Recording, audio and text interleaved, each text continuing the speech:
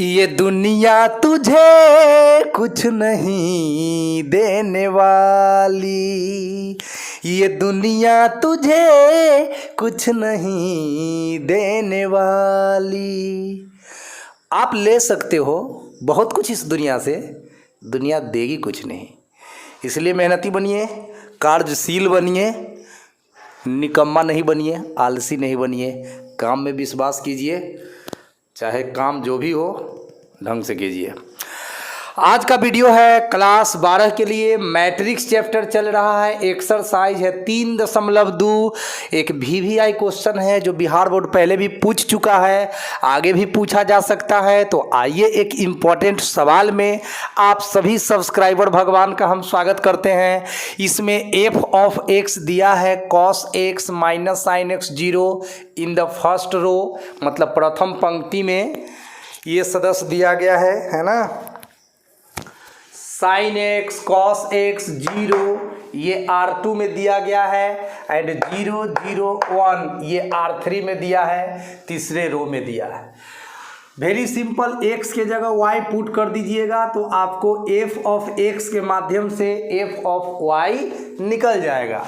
तो f of y निकालने के लिए आप गिन लो कि x आपको कितना जगह इस क्वेश्चन में है। इस क्वेश्चन में आपको देखना है कि x कितना जगह है।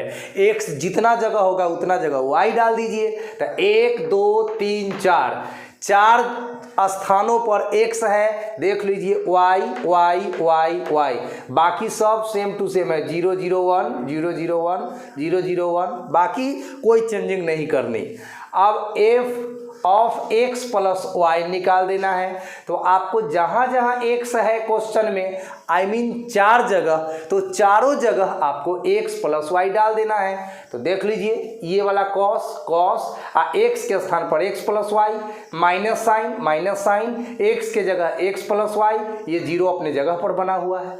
उसी तरह से साइन x है तो sine x plus y, cos x है तो cos x प्लस y, अब बाकी 0 है तो 0 0 0 1 0 0 1।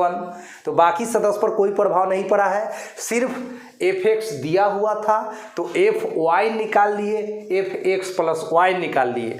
अब हमारा क्वेश्चन का डिमांड है कि fx में fy से अगर गुना करेंगे, fx में fy से अगर गुना करेंगे तो fx प्लस y के बराबर आ जाएगा। तो आ जाएगा, कैसे आ जाएगा इसी को देखना इस सवाल का मतलब होगा। आइए तो fx का वैल्यू यहाँ से डालिए। fx का वैल्यू ये वाला 3x3 ऑर्डर का मैट्रिक्स डाल दीजिए। ये जैसे है लिखा हुआ वैसे ही लिख दिया गया है। उसके बाद इनटू, यहाँ पे इनटू है fy, तो fy का value cos y minus sine y 0 जैसे है वहाँ डाल दिया गया है। अब आ गई बात मैट्रिक्स के गुना का। अब किसकी बात आ गई? मैट्रिक्स के गुना का। अब अगर इतना तक तो आप लोग समझ गए हैं, अब अगर आगे समझना है तो आपको मैट्रिक्स का गुना आना चाहिए। अगर आता है तब तो कोई तकलीफ नहीं है, और नहीं आता है तो इससे पीछे का वीडियो आप जरूर प्ले कराकर देखिएगा, ठीक है। और इसका कॉन्सेप्ट भी देखिएगा, 3.2 का कॉन्सेप्ट में आप मैट्रिक्स का जोड़ घटाव गुना सब करके हमने बताया है, उसको आप देख सकेंगे। ऐसे एक बार मोटा मोटी हम बता देते हैं कि गुना कैसे किया जाता है। देखिए फर्स्ट वाला रो से इधर के सभी कॉलम में गुना करते हैं। सेकंड वाला रो से फिर सभी कॉलम में गुना करते हैं। फिर थर्ड वाला रो से सभी कॉलम में गुना करते हैं।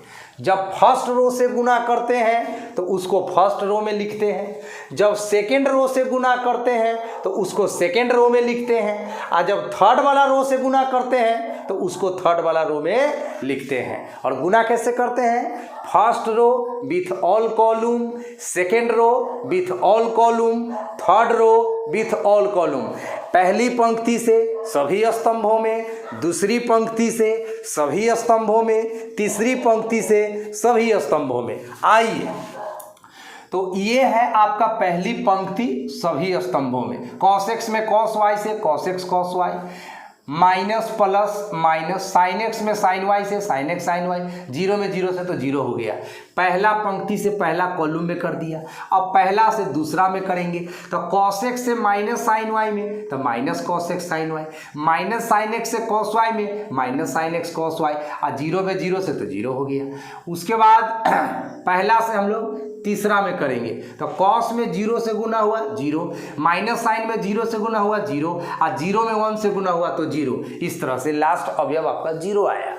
तो पहला रो से मैंने तीनों कॉलम में गुना करके पहला दूसरा तीसरा एलिमेंट लिख लिया। याद रखिएगा, जब पहला रो से गुना होगा तो सभी कॉलम में होगा, लेकिन उसको लिखना है फर्स्ट रो में ही लिखना है।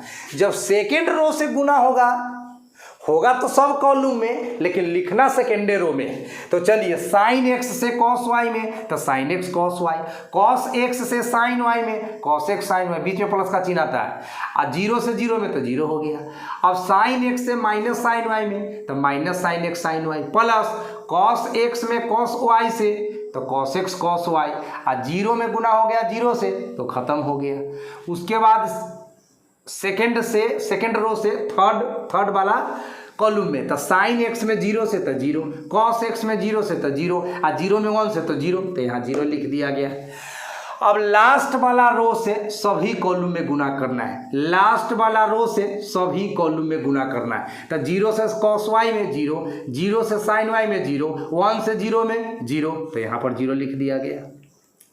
अब इससे इसमें गुना होगा तो जीरो से माइनस साइन वाई में जीरो, जीरो से कॉस वाई में जीरो, वन से जीरो में जीरो, यहाँ जीरो लिख दिया गया है। जीरो से जीरो में जीरो, जीरो से जीरो में जीरो, वन से वन में तो वन, यहाँ वन लिख दिया गया है। अब आपको आशा करता हूँ मैं कि cos A into cos B minus sine A into sine B 11th में पढ़ाया गया था।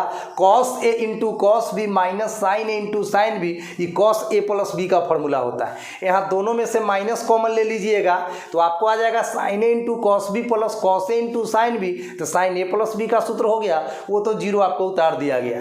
Sign A into cos B plus cos A into sine B, ये साइन ए प्लस बी का सूत्र 11th के त्रिकोणमिति के हिसाब से हो जाता है। और यहाँ भी cos A into cos B minus sine A into sine B, ये कॉस ए प्लस बी का सूत्र होता है। बाकी का एलिमेंट जीरो उतार दिया गया है, 0 0 1 उतार दिया गया है, 0 0 1 उतार दिया गया है। इस तरह से आपका ये जो वैल्यू है वह एफ एक्स प्लस वाई का वैल्यू है, तो आपको एफ एक्स प्लस वाई मिल गया है। इस तरह से सवाल नंबर 13 बनकर तैयार हो गया। अब हम अगला सवाल आपको बहुत जल्द लेकर आएंगे। अभी तक अगर हमारे चैनल पर आप नए हैं तो जल्द से जल्द हमारे चैनल को सब्सक्राइब कर लीजिए। इस चैनल पर आपको 9th class 10th class 11th और 12th क्लास का मैथ ईजी शब्दों में मिल जाएगा, प्लस हम बेसिक कॉन्सेप्ट भी बच्चों के लिए डालते रहते हैं। छोटे छोटे बच्चे भी हमारे वीडियो को देखते हैं और उससे लाभान्वित होते हैं। तो thank you so much in this video.